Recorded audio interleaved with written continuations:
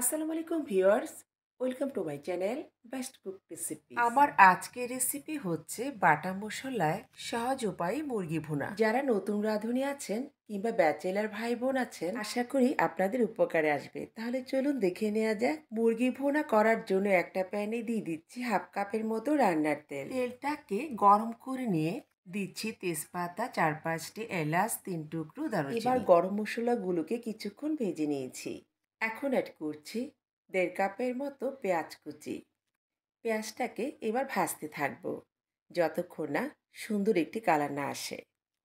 ভাজতে ভাজতে যখন দেখবেন ঠিক এরকম কালার চলে আসছে, তখনই অ্যাড করছি সব বাটা মশলা। পেঁয়াজ বাটা হাফ কাপ, রসুন বাটা 2 টেবিল চামচ, আদা বাটা 2 টেবিল চামচ, জিরা বাটা 2 টেবিল চামচ, দিচ্ছি 2 টেবিল চামচের মতো ধনিয়া, পোস্ত, তারামরি, মিষ্টি জিরা, সামান্য জায়ফল, জয়িত্রী, 4টি এলাচ, 1টি দারুচিনি, হাফ চা চামচ গোলমরিচ, 3টি শুকনো মরিচ, সবকিছু একত্রে পাটায় বেটে নিয়েছি। এখন সামান্য পানি দিয়ে মশলাটাকে কষিয়ে নিচ্ছি। বাটা মশলা দিয়ে রান্না করে দেখবেন টেস্টটা বহুগুণে বেড়ে যাবে। চুলোর আঁচ কমিয়ে 5 মিনিটের মতো মশলাটাকে কষিয়ে নিয়েছি।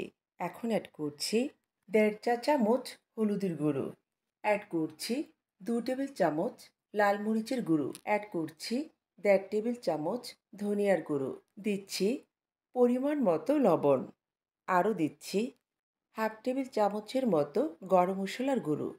এই গরম মশলার গুঁড়োটা আমার ঘরে তৈরি।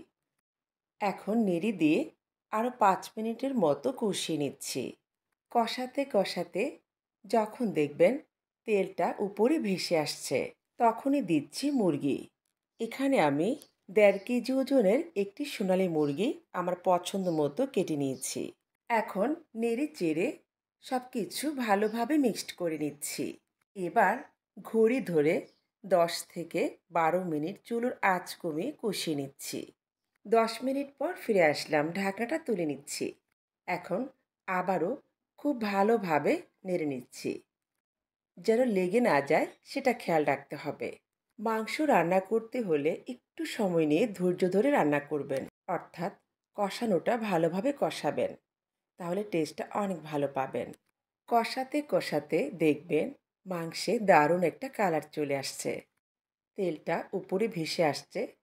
এই মুহূর্তে আবারও একটু নাড়তে থাকবো, যেন কিছুতেই তলানিতে লেগে না যায় সেটা খেয়াল রাখতে হবে। ব্যাস, আমার কষানোর পালা শেষ। এখন দিচ্ছি 1.5 কাপের মতো ফুটন্ত গরম পানি। তবে আপনারা যদি গ্রেভিটা পাতলা রাখতে চান তাহলে 2 থেকে 2.5 কাপ পানি দিবেন। মাংসের টেস্টটাকে বাড়ানোর জন্য দিচ্ছি 1 চা চামচ গরম মশলার গুঁড়ো। এরই মাঝে মাংস সিদ্ধ হয়ে গেছে। দিচ্ছি 1 চা চামচ চিনি, দিচ্ছি সুন্দর একটা ফ্লেভারের জন্য কয়েকটা কাঁচামরিচ। অলমোস্ট আমার রান্নাটা হয়ে গেছে। যারা আমার রেসিপিটি ইউটিউব থেকে দেখছেন চ্যানেল সাবস্ক্রাইব করে পাশে থাকবেন, আর যারা পেজ থেকে দেখছেন পেজটিকে ফলো দিয়ে পাশে থাকবেন। ভালো লাগলে শেয়ার করে দেবেন। কোনো রকম ঝামেলা ছাড়াই চটজলদি তৈরি করে দেখালাম বাটা মশলায় মুরগির মাংস ভুনা। তো কথা আর বাড়াবো না, এবার বিদায় নিচ্ছি। আল্লাহ হাফেজ।